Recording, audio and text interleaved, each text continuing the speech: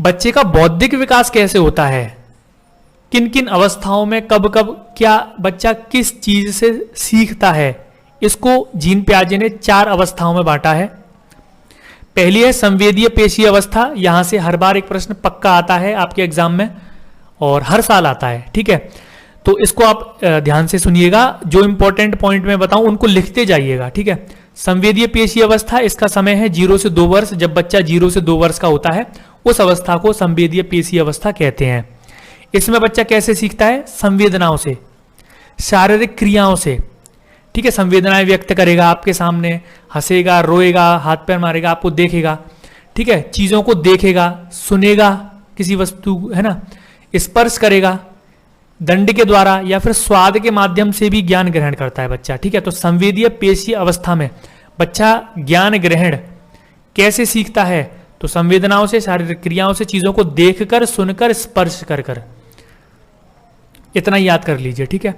दूसरा पॉइंट है पूर्व संक्रियात्मक अवस्था। इसका समय है 2 से 7 वर्ष।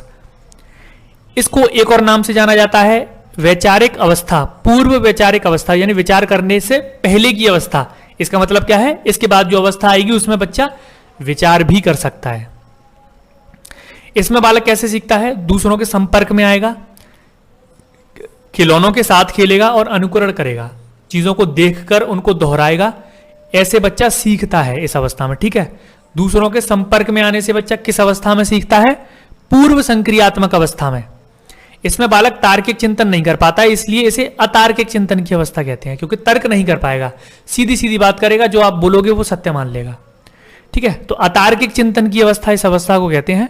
इसमें बालक क्या कर लेता है, गिनती गिन लेगा, रंग पहचान लेगा, किसी का नाम बता देगा, है। तो ये सब विशेषताएं किस अवस्था की हैं, पूर्व संक्रियात्मक अवस्था की। याद कर लीजिए, इसका स्क्रीनशॉट ले लीजिए, ठीक है, और अपने नोट्स बनाते जाइए, इंपॉर्टेंट।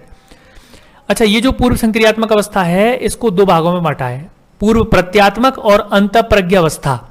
इनकी विशेषताएं मैंने लिख दी हैं, जैसे खोजी अवस्था, इस अवस्था में बच्चा खोज ज्यादा करता है, तो पूर्व प्रत्यात्मक है। अहम केंद्रित होता है, अहम केंद्रित अवस्था भी इसको कहते हैं, ठीक है।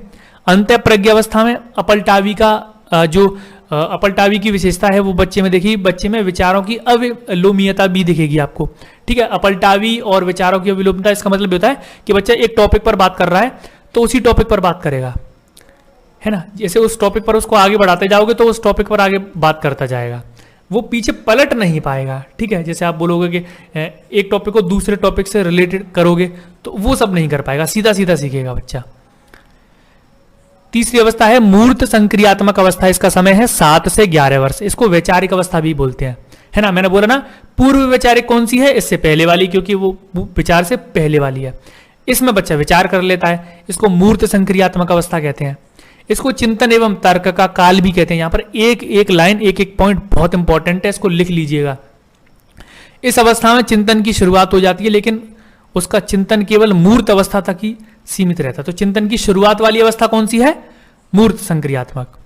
इस अवस्था में बालक 2 वस्तुओं के बीच अंतर कर लेगा, तुलना कर लेगा, उनमें समानता असमानता बता देगा, सही गलत का भेद करना भी सीख जाता है, विभेदन क्षमता का गुण आ जाता है। तो ये पूछ जा सकता है कि भेद करना, विभेदन क्षमता बच्चे में किस अवस्था में आती है, तो मूर्त संक्रियात्मक अवस्था।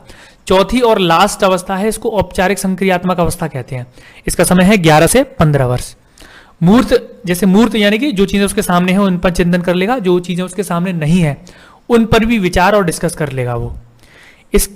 इसको तार्किक अवस्था भी कहते हैं, क्योंकि तर्क कर लेता है अच्छे से। इस अवस्था में बालक समस्या का समाधान कर लेगा, संप्रेषणशीलता और निर्णय भी ले सकता है, यानी कि बातें भी अच्छे से कर लेता है, किसी टॉपिक पर निर्णय भी, अपना डिसीजन भी ले लेगा, और किसी कोई प्रॉब्लम है तो उसका समस्या का समाधान भी निकालेगा।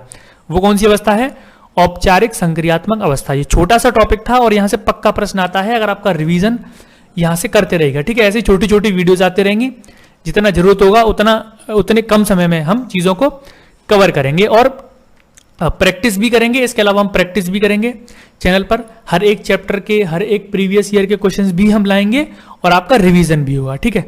तो उम्मीद करता हूं ये वीडियो आपको पसंद आई होगी। सब लोग इसको लाइक करेंगे और अपने अपने दोस्तों के साथ शेयर करेंगे।